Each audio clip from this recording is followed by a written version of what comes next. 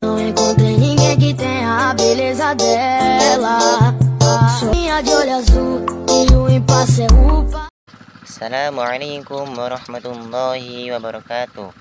Perkenalkan, nama saya Muhammad Abdul Fakih dengan NPM 2525008. Pada kesempatan ini saya akan mempresentasikan makalah filsafat dengan tema penerapan filsafat pendidikan Islam dalam mengatasi orientasi materialistik pendidikan, kajian atas konsep insan kamil, pendidikan pembebasan, dan kritik terhadap kapitalisme, liberalisme, dan pendidikan. Teman-teman yang saya hormati, sebelum masuk ke pembahasan inti, saya ingin mengajak kita untuk merenungkan satu pertanyaan sederhana. Apa sebenarnya tujuan kita untuk menempuh pendidikan? Sebagian besar orang mungkin akan menjawab agar mendapatkan nilai yang bagus. Sebagian besar memperoleh ijazah, lulus kuliah, kemudian mendapatkan pekerjaan yang layak dengan penghasilan tinggi. Jawaban tersebut memang tidak salah, karena pendidikan memang dapat menjadikan jalan untuk memperoleh kehidupan yang lebih baik. Akan tetapi, jika tujuan pendidikan hanya berhenti pada aspek tersebut, maka pendidikan bukan sekedar proses memperoleh ilmu pengetahuan, melainkan proses membentuk manusia yang beriman, bertakwa, berakhlak mulia, dan mampu memberikan manfaat bagi masyarakat. Inilah yang menjadi latar belakang pembahasan dalam makalah ini. Saat ini kita hidup pada zaman yang penuh dengan persaingan. Hampir semua hal diukir berdasarkan angka, prestasi, sertifikat, dan keuntungan ekonomi. Kondisi tersebut secara tidak langsung mengaruhi dunia pendidikan. Banyak peserta didik yang belajar hanya agar mendapatkan nilai tinggi. Akan tapi bukan karena ingin memahami ilmu. Banyak mahasiswa yang lebih mengejar IPK daripada meningkatkan kualitas diri. Bahkan ada yang rela menyontek, membeli tugas, atau menggunakan berbagai cara yang tidak jujur demi memperoleh hasil yang baik. Di sini, sebagai lembaga pendidikan juga mulai menerapkan sistem yang terlalu berorientasi pada keuntungan, sehingga pendidikan dipandang sebagai komoditas yang dapat diperjualbelikan. Akibatnya, nilai-nilai normal, akhlak, dan pembentukan karakter semakin lemah. Padahal pendidikan seharusnya menjadi sarana untuk memanusiakan manusia, bukan sekedar tenaga kerja. Oleh karena itu, filsafat pendidikan Islam hadir untuk memberikan arah yang jelas, solusi terhadap persoalan hidup. Filsafat pendidikan Islam merupakan pemikiran yang mendalam mengenai hakikat dan spiritual. Merupakan pemikiran yang mendalam mengenai hakikat pendidikan yang bersumber dari Al-Quran dan As-Sunnah. Dari dasar utama dari filsafat pendidikan Islam adalah tauhid. Artinya seluruh aktivitas pendidikan harus dilandasi oleh keyakinan bahwa Allah adalah sumber segala ilmu, pengetahuan, dan tujuan akhir dari seluruh proses pendidikan. Dengan landasan tauhid, pendidikan tidak hanya berorientasi pada kecerdasan, melainkan dari intelektual, tetapi juga membentuk kecerdasan spiritual, moral, sosial, dan emosional, sehingga peserta didik mampu menjadi manusia yang utuh dan menjadi akhlak mulia. Banyak orang yang memperoleh akhlak yang mulia dengan cara yang susah payah. Akan tetapi, banyak orang yang memiliki kecerdasan tapi minim dengan akhlak dan spiritual. Selanjutnya, dalam makalah ini dijelaskan mengenai hubungan theos, antropos, dan kosmos. Ketiga konsep ini tersebut merupakan dasar dalam filsafat pendidikan Islam. Theos berarti Allah SWT sebagai pencipta alam yang memiliki sumber ilmu pengetahuan, dan antropos berarti manusia sebagai makhluk yang diberi akal, harta, serta tanggung jawab sebagai hamba Allah dan khalifah di bumi. Sedangkan kosmos dalam artian sebagai semesta yang menjadi tempat manusia hidup sekaligus amanah yang harus dijaga kelestariannya. Hubungan ketiga ini menjadi unsur tersebut menunjukkan bahwa ilmu yang memiliki manusia tidak boleh dipisahkan dari nilai-nilai ketuhanan. Semakin tinggi ilmu seorang, seharusnya semakin tinggi pula keimanan dan rasa syukur dan kepeduliannya terhadap sama lingkungan dan sama manusia. Oleh sebab itu, pendidikan Islam tidak hanya mengajarkan bagaimana menjadi seorang pintar, tapi juga bagaimana menjadi manusia yang tanggung jawab kepada Allah, kepada sama manusia, dan kepada alam semesta. Selanjutnya, jika kita melihat kondisi sekitar saat ini, orientasi materialistik dalam pendidikan sudah sangat mudah ditemukan. Misalnya banyak mahasiswa memilih jurusan hanya karena proposek gajinya tanpa tinggi, mempertimbangkan minat maupun manfaat bagi masyarakat. Ada pula siswa yang belajar semalam suntuk hanya ketika akan ujian, kemudian setelah ujian mereka tidak akan belajar lagi.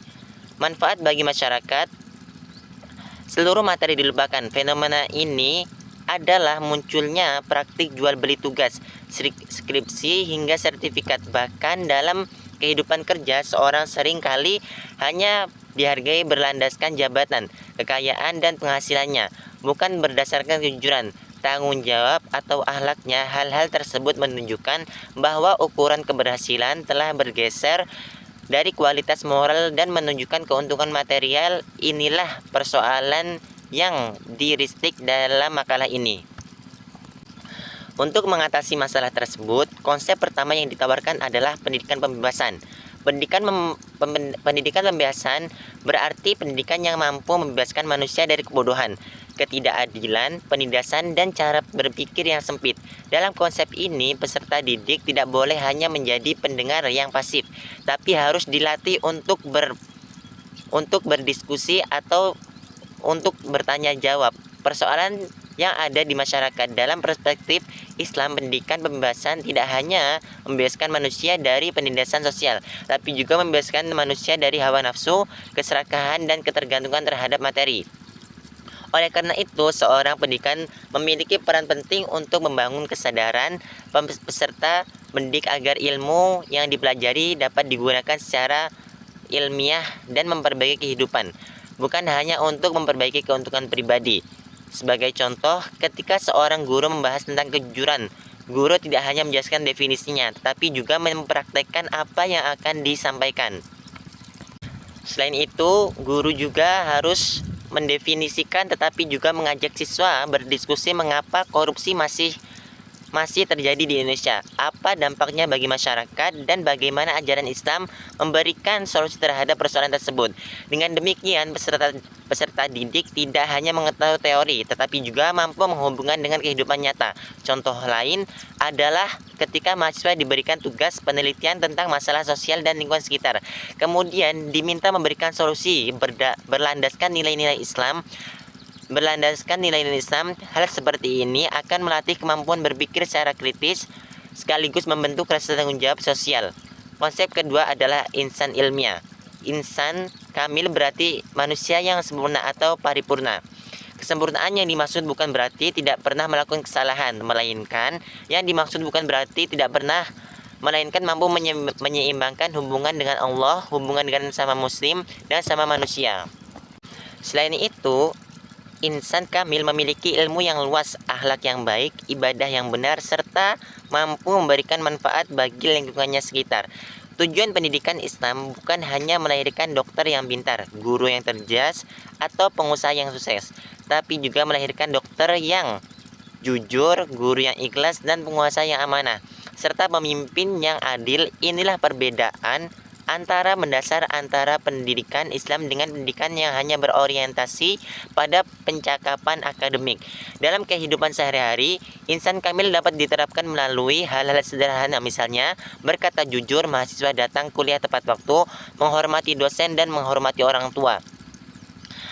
Kesulitan memahami materi, aktif mengikuti kegiatan sosial, menjaga kebersihan kampus, serta menggunakan ilmu yang dimiliki untuk memberikan manfaat kepada masyarakat. Semua tindakan tersebut merupakan bagian dari proses insan kamil karena ilmu yang dimiliki diiringi dengan akhlak yang mulia. Selanjutnya, konsep yang ketiga, kritik terhadap kapitalisme dan liberalisme dalam pendidikan. Makalah ini menjelaskan bahwa ketika pendidikan terlalu dipengaruhi oleh sistem kapitalisme, maka pendidikan perubahan menjadi bisnis yang berorientasi pada keuntungan. Akibatnya biaya pendidikan semakin mahal karena kualitas pendidikan menjadi tidak merata dan kesempatan memperoleh pendidikan yang baik lebih banyak dimiliki oleh orang-orang yang mampu secara ekonomi. Dalam pandangan Islam, kondisi seperti ini tidak sesuai dengan prinsip keadilan sosial. Pendidikan merupakan hak seluruh manusia, sehingga akses terhadap pendidikan harus terbuka bagi siapa saja tanpa memperoleh ilmu. Oleh karena itu, pendidikan tidak boleh hanya mengejar keuntungan finansial, tapi harus menjadi sarana membentuk manusia yang lebih baik, berilmu dan berakhlak mulia, dan memberikan kemaslahatan bagi masyarakat. Makalah ini juga membandingkan masalah pendidikan Islam dengan filsafat pendidikan Barat. Pendidikan Barat pada umumnya menempatkan akal dan pengalaman sebagai sumber utama pengetahuan. Keberhasilan pendidikan sering diukur dari kemampuan menghasilkan produktivitas serta daya saing di dunia kerja. Sementara itu, filsafat pendidikan Islam menerima pentingnya akal dan ilmu pengetahuan, tetapi menjadikan wahyu sebagai sumber kebenaran tertinggi. Dengan demikian, tujuan pendidikan Islam tidak hanya mengejar keberhasilan dunia, tetapi juga mengejar dunia akhirat. Hal ini menunjukkan bahwa pendidikan Islam memiliki orientasi yang lebih baik dan menyeluruh karena memperhatikan keseimbangan antara aspek spiritual dan intelektual, moral dan sosial. Dari seluruh pembahasan yang dapat disimpulkan bahwa krisis pendidikan saat ini bukan hanya perbaruan kurikulum, tetapi perkembangan teknologi juga oleh perubahan cara pandang terhadap tujuan pendidikan itu sendiri. Ketika pendidikan hanya dijadikan alat untuk memperoleh materi, maka karakter dan moral akan semakin terabaikan. Sebaliknya, jika pendidikan dikembalikan kepada nilai-nilai tauhid, maka akan terlahir generasi yang baik, jujur dan amanah serta bertanggung jawab. Oleh karena itu, konsep pendidikan pembebasan insan kamil serta paradigma tauhid merupakan solusi yang sangat relevan dalam menghadapi tantangan zaman di era modern ini. Demikian presentasi yang saya sampaikan. Semoga pembahasan ini dapat menambahkan pemahaman kita dan menjadikan kita mengembalikan tujuan pendidikan kepada nilai-nilai Islam, agar pendidikan tidak hanya menghasilkan manusia yang cerdas secara intelektual, tapi juga manusia yang beriman, berakhlak mulia dan bertanggung jawab serta amanah dan bermanfaat bagi agama, bangsa serta masyarakat. Terima kasih. Cukup sekian yang bisa saya sampaikan. Saya tutup. Akhiru kalam. Assalamualaikum warahmatullahi wabarakatuh.